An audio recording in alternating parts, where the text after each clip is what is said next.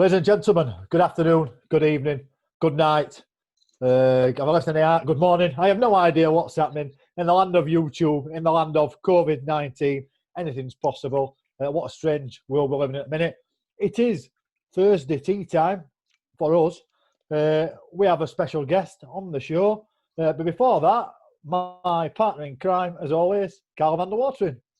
You can't, I work at Youth Justice, so I don't say partner in crime because people start doing background checks and stuff, and I can't afford it, Chris. I need my wages, How we doing? No, very good. Are you excited about tonight's or this evening's guest, I suppose? Yes. A full-blooded international. Oh, shall we go for it? I think so. Let's go for it. You can introduce him. No problem. Well, obviously, an Englishman, a Dutchman, and a Malteseman, all on a podcast together. It is not a joke. That is Daniel Bogdanovic. Hello, Daniel. You all right? Oh, he's looking confused, Carlo. Oh, he's connected. Hi. Hey, all right, Daniel? Yeah, very well, lads. How are you? Yeah, good man. Yeah, very good. We've got same time zone now. It's like Doctor Who earlier, like different time zones, different. Oh, it's my bad, mate. I'm sorry. My bad. No, all Chris had to do was agree a time. That's all he had to do, and he even messed that one up. I tell you. Daniel, That's my fault. I will take the blame, mate. That's usually what happens on this show. Whenever it goes wrong, I take the blame. Whenever it goes right, Carlo takes the credit. That's how it works. How it is. How are you, sir? Are you well? Yeah, I'm very good. Well, lately the times have been hard, tough for everyone, but we have to deal with it. But you're back on the training ground. That's where you've been. Yeah, they've allowed us to be not more than 6 players plus manager, coach, whatever, on the pitch at the same time. So we're trying to shift the times around and different groups. Try 4 or 5 groups, just to fit everyone in an off-season program, sort of, because the leagues has stopped, so like everywhere else. And we'll come to your current position in football at the end of the show. We'll go all the way back to the start because we like to keep an order to it, Carlo, to a certain degree. So we'll start at the beginning, Daniel. Was it always football for yourself? Was there another job? Was there another sport? Were you naturally gifted to begin with? Well, I would say it was only football. When I was a kid, I was dreaming always to play professional football, and then when you're a kid, you always dream of Real Madrid's and Milan's, and and some people are lucky and good enough to get there, others, are not, but I was lucky enough to, to do it as a job, and for me, I never seen it as a job. I was always, it's football, it's fun, it's a game for the people, to enjoy and watch, and me, I was always for the fans, and football is about about entertainment, entertaining people, and people pay their money, hard-earned money to come and watch, so you have to be entertaining in some way or the other.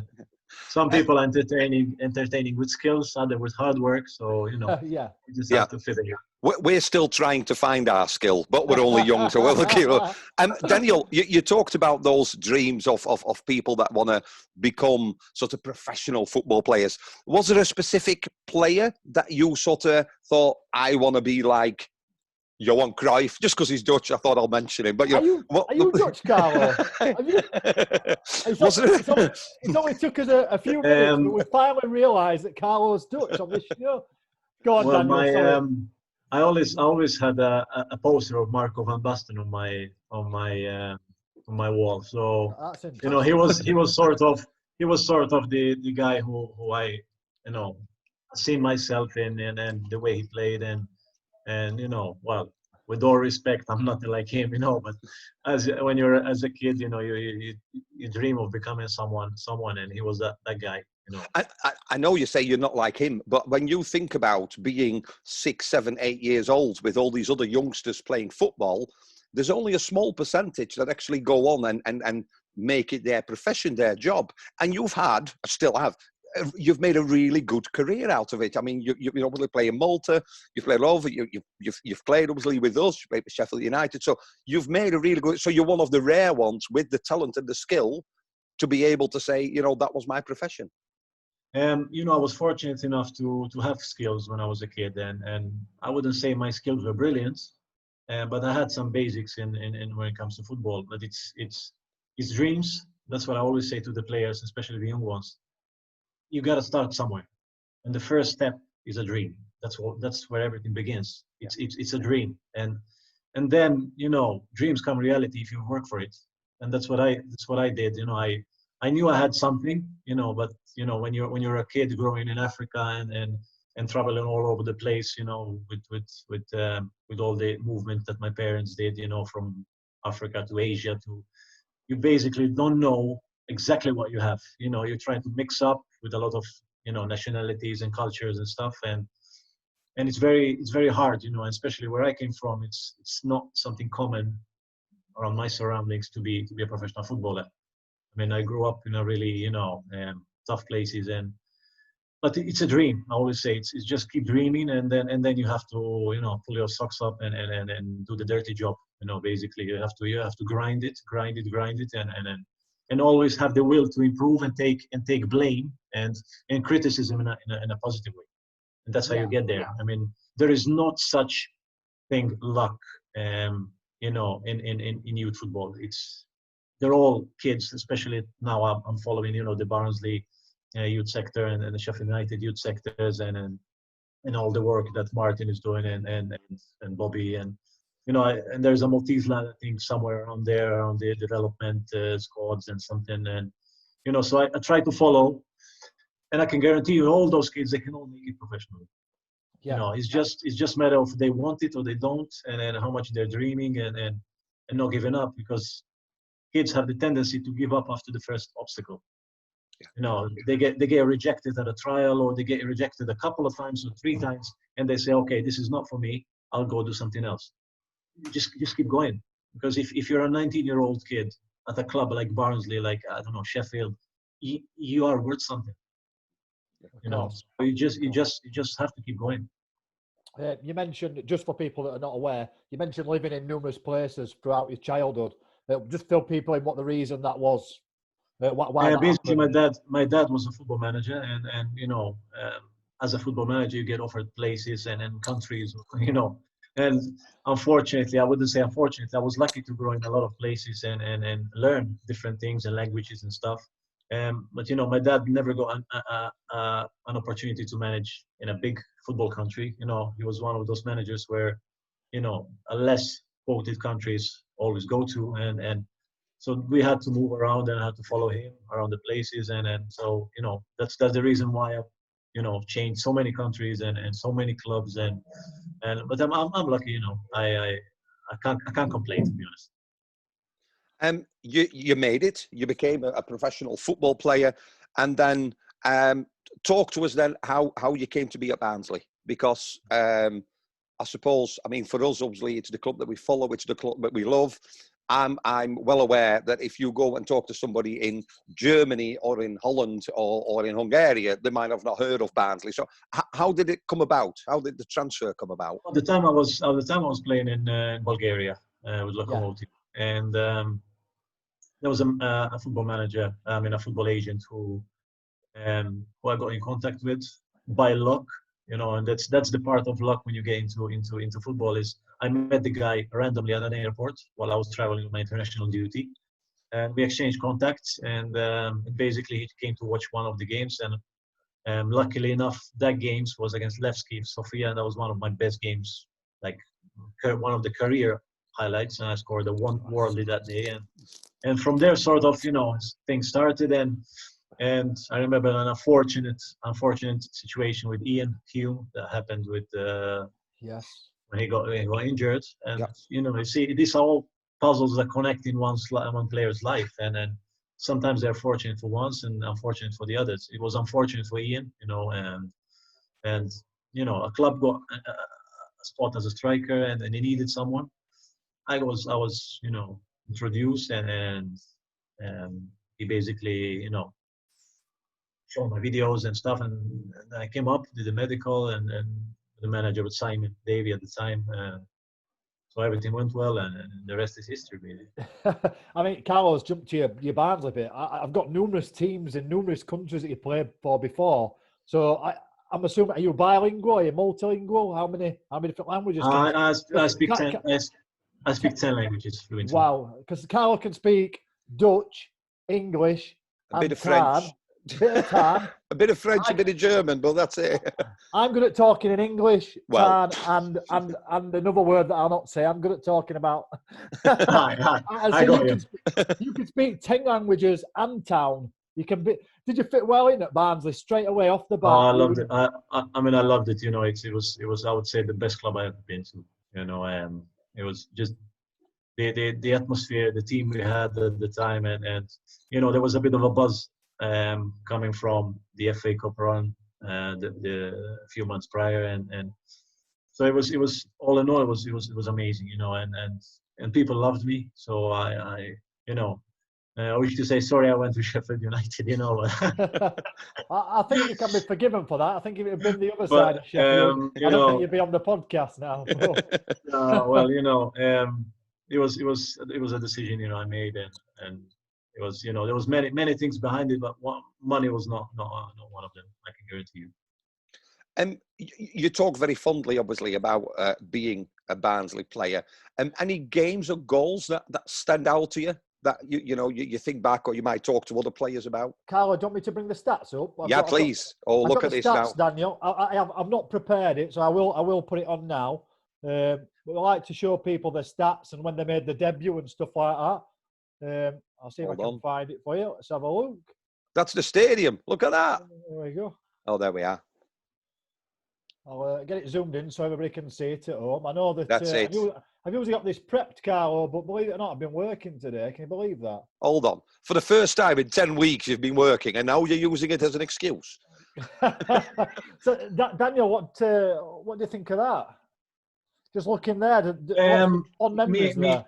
Personally, you know, I would say it's okay, but you know, I could have done better, you know, but it's acceptable. Let's say it's acceptable. I'm assuming you're talking about your goals per appearances. Is that? Yeah. I mean, it's acceptable. I mean, it's you know, I was never the box player. You know, I was never the guy who used to sit in a box and just wait for the ball to come. You know, I was chasing fullbacks, as you remember, and running everywhere. And so, you know, for a guy who was not a pure number 9, I mean, these are very good stats, I would say. But you know, I could have done better. It's almost 2 goals in every 5 games, really, which is pretty. I think that's a pretty good. Yeah, it's sort of one goal every 2.5 games. Yeah. So we talk about your debut there, 27th of January 2009 against Ipswich. Was that off the bench, or did you start that one? Or no, I started. That was a funny story, though. At the time, Simon Davey, the manager, I was at the hotel preparing, and I had some physical issues coming from a preseason in Bulgaria. It was really tough, and so I had some hamstring problems, tightness and stuff, and he just texted me like a couple of hours before the game and said, "Listen, you start and get ready." And I was like, "Okay." Well, listen, if you, I say, you know, if the music started, I might as well dance, you know, and it was good. It was good. I had a great game, to be honest. Scored as well. So, and from there, basically, it's like people took me in, and you know, the rest is just, you know, it was amazing. Before I pulled stats up, sorry, Carlo, you were asking about goals.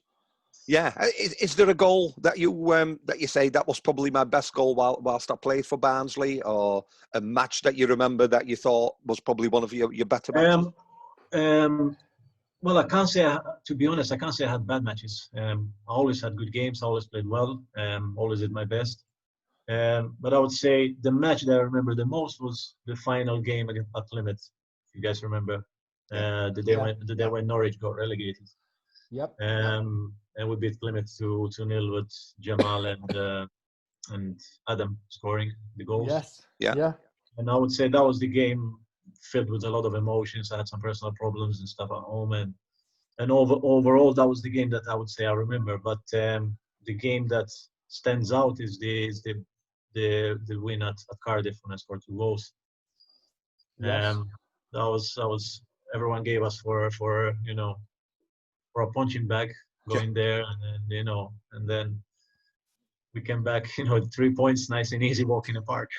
We're still a punching bag now, according to many. So nothing's changed. Yeah, we like to be the underdog. Did you enjoy? Did you really?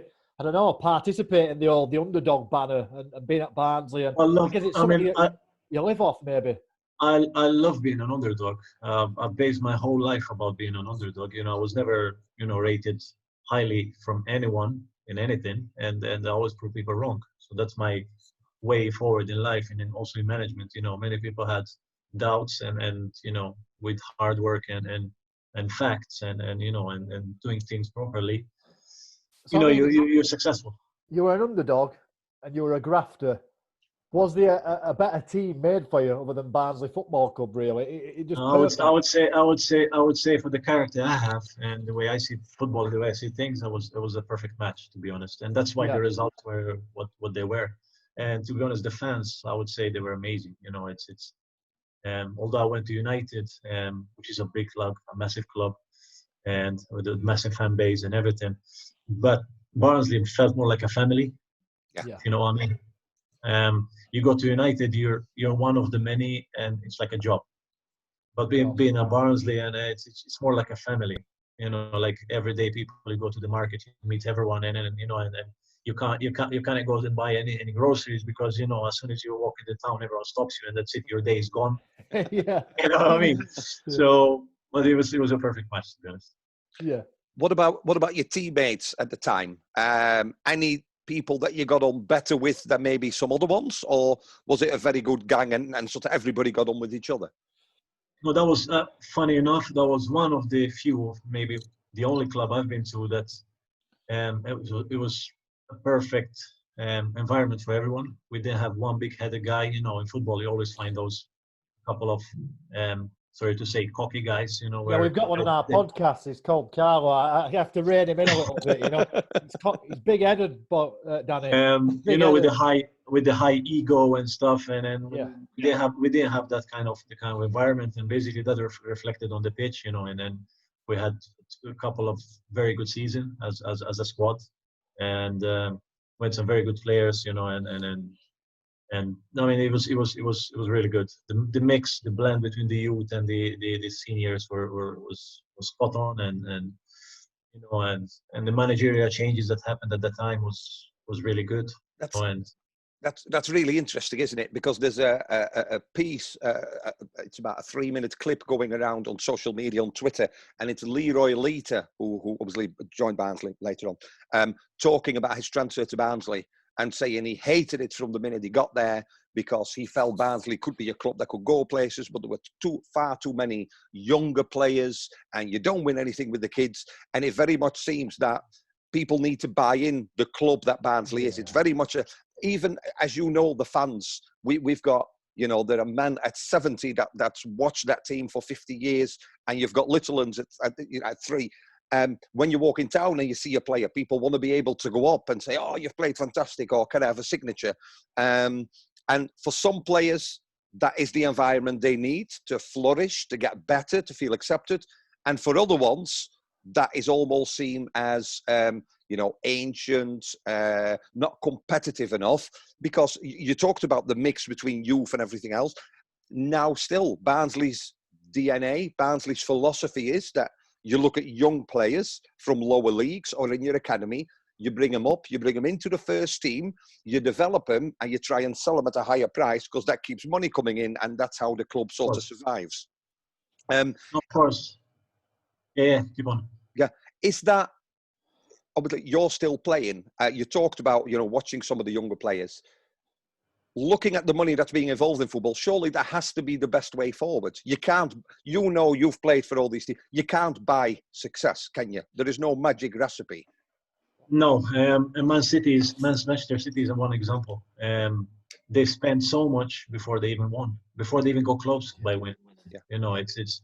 It's and not all the clubs are fortunate enough, to get an owner who's ready to spend, £1 billion and just throw them in and just it doesn't happen that way, unfortunately. There's only a few clubs in the world, and mainly enough, it's going to be the clubs that are playing Champions League football, that clubs that are, they invest the money to get money back. Basically, they're not giving. It's not a gift. No. It's a business. And for a just- club like Barnsley, I mean, it's a must to keep going the way they're going. Yeah. And I'm sure with time, where the way things are going, the way the market is going to change. Hopefully one of the good kids is going to stick and stay at Barnsley and make a difference. And that's the wish I have, basically. I mean, it's a great club for me. Barnsley, it's so much underrated as a club. From around UK, I would say, because to be honest, abroad, not many people know Barnsley.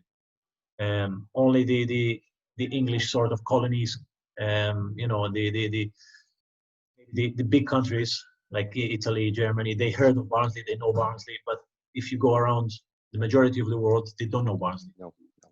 And it's a club. For me, Barnsley is a very big club, and people underrated that club for many years. And they still do.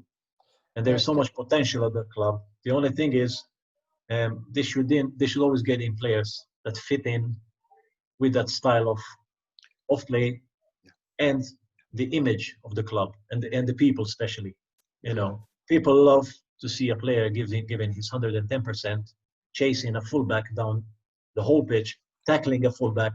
And that's why. I mean, I read the comments that Leroy said, and I've heard them, and it's not nice, to be honest, to speak about any club as a professional, regardless of what happens, to say that you hated the moment at that club, because you're disrespecting the whole fan base, you're disrespecting the whole people that trusted you as a human being, first and foremost, as a human being, and then as a professional footballer. So for me, that's a wrong step and a wrong thing to say, but regardless, everyone's free to say what they want. And Carlo mentioned teammates earlier. I'm going to put you on the spot here, Danny.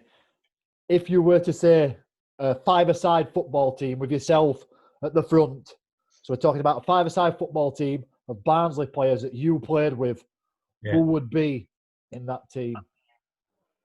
Well, that's a tough one. So in terms of skill and listen, we're talking five-a-side.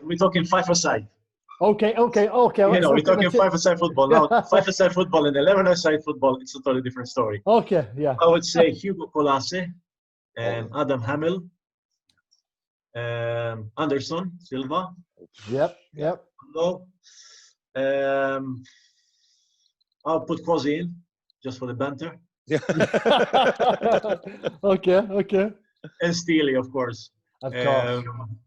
You need a goalkeeper, and then at my time he was there. He was great, to be honest. You played with some great players during your time, haven't you? Some real cult heroes, so to say. Did you watch the playoff final from 2016? Obviously, you played with Hamill first time round, didn't you?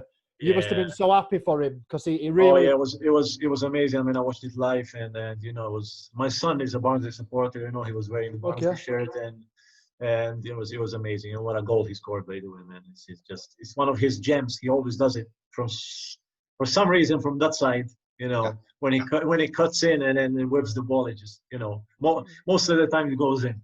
And luckily for the club, it went in that time, and it went in a nice way. So it's something you said earlier on. I always, once Chris tells me who we're interviewing, I always ask all my friends, "What's your memories?" Because obviously we are of that age that we go quite a way back, and overwhelmingly from all the people that I have regular contact with is what they're saying. What they like to see of a player in a Barnsley shirt is 100%. If you come up against an opposition that's better than you, that don't matter, as long as you give 100% and as long as you leave all your blood, guts and tears on that pitch. And they said, your era, that Anderson de Silva was probably one of the most skillful players we've ever seen, Oakwell. Adam Hamel was like a diamond in the rough. He was very young, but he had the skill. And you never stopped running. You never quit on a ball or a player or a tackle. And I think that five-a-side team, imagine, yeah, obviously you play football, Chris. Yes, I do, Imagine yeah. bringing your side down to a five-a-side. I tell you where my Oh, money my would be, goodness. and it wouldn't be on your team. Carlos mentioned about players you've played with. We always ask about managers. Obviously, you mentioned you've been signed by David, but really, you flourished under Robbins, and Robbins had some very nice words to say about you. I just run them past you and see what you think. And then there's a question in it somewhere. He basically talked about you being an intelligent player, having the ability to be in the right place at the right time. And he said you also had the ability you were able to execute all types of finishers. So I guess my two questions to you, being a striker myself, being a man Carlo who plays for the Cross Keys at Wath, I like to think that I can execute all types of finishers. No, but that's on your PlayStation. It's different. Does that come natural, Danny, to you, executing all types of finishers? Is it something you worked on, or did that come natural? That's the first part of the question. And I guess the second part of the question is very similar in terms of being able to arrive at the right place at the right time. Is that also something that you worked on? Well, there's no secret to it. I mean, if you ask anyone, I'm sure you'll interview Adam at some point, and Jay when he came on loan, or just Jay Rodriguez, and we used to spend hours and hours and hours doing those kind of finishes. Okay. No, I mean, I don't know if you remember the goal I scored against Cardiff. Second one when Adam whipped the ball from like our half pitch. Yeah, and I chested it and I volleyed it into the goal. That was a thing. That was a thing we did 3 or 4 weeks prior to the game. We were in a competition, and a constant competition, especially the forward line. After the session, we're doing finishing, thousands of shots, and basically that's how you get better. You're not born with such things. It's willing to improve, as I always said. It's willing to improve and willing to put yourself to the test, and not being scared to execute those things that you did in training during the games. That's where the difference is between, average players and good players. They're able to do it in training, but not all of them are able to do it in the games. And that's just a mental restriction, because the skill is there. It's just say, okay, whatever, I'll try it, and that's how it got there. And to the second question, being there at the right place at the right time, it's a matter of intelligence. It's thinking while you're playing. Some people have the instincts to run after the ball, and in my case, I always, when I'm off possession, and I always say this to my players, when you don't have the ball, you have the time to think. It's normal. You have a split second. You can think. You say, okay, the space is there. Let me go there, because that's the only place I can get the ball, and I can score a goal. Or I can intercept or something. So you have to think before you actually execute. And it's being smart and being intelligent obviously helps. But it's something that you work on as well. It's not only luck. Yeah. What about present day then? What, obviously you've got your kit. We know you've been training. What are you up to these days? Well, I'm managing a club in Malta, and I've been at the club for 1 year. Basically, I took over last year. Very young squad, and we're playing the best football in the country. It's all possession-based football, and trying to install some principles into them, and on how to approach football and how to approach the games, because unfortunately in this country mentality it's a bit different, and then you try to install whatever I learned in England and around the world, to try and give them something that they can't experience, because for various reasons some of them are not on that high quality to be able to play in England or whatever, or any other European big country, and others are but don't have the experience, and so you try to help them out as human beings as well, especially in difficult times and stuff. So I'm doing my best. So I have a great staff with me, and and great facilities, and the club is a really good club, and it's fun. It's a next step in my career, let's say. Let's put it that way. And we mustn't forget, of course, you've had a fantastic career as a Malta international as well, spanning over 10, 11 years, if I'm right. Yeah, I've left over 50 games and very long time. Yeah, it was fun.